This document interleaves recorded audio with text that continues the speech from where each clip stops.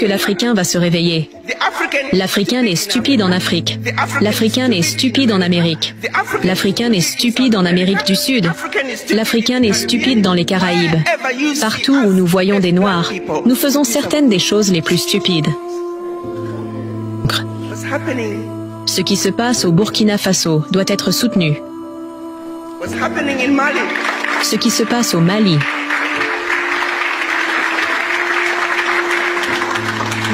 doit être soutenu. Ce qui se passe au Niger doit être soutenu. Si vous vous souciez un tant soit peu de notre avenir,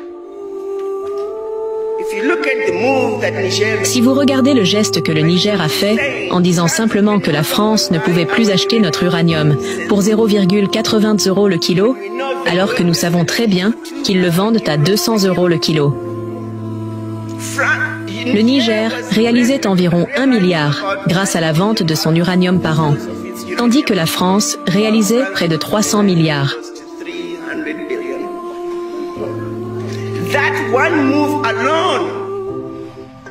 Ce simple geste où le Niger a dit non, si vous voulez notre uranium, 200 € le kilo, s'il vous plaît.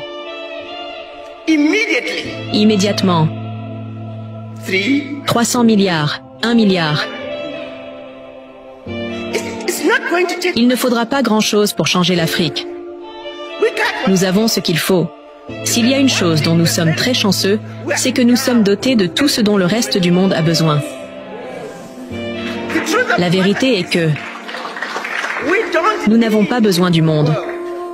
Le monde a besoin de l'Afrique.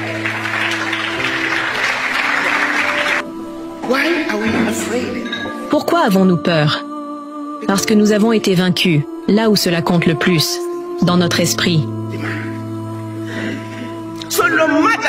Peu importe les efforts que nous faisons pour changer notre Afrique, tant que nous ne nous libérons pas de l'héritage de la colonisation, rien de ce que nous ferons ne réussira. Si nous ne nous libérons pas de cet héritage, nous continuerons d'être utilisés comme instruments de notre propre destruction. Qui sommes-nous en tant qu'Africains?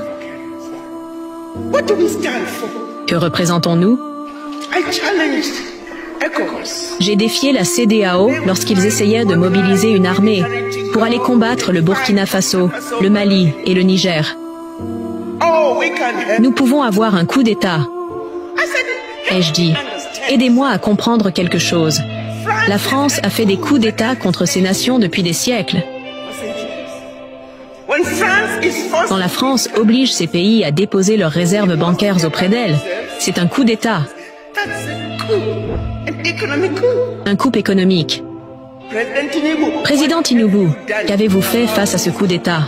Vous êtes maintenant assis dans le fauteuil des grands. Parlez-moi. Que comptez-vous faire?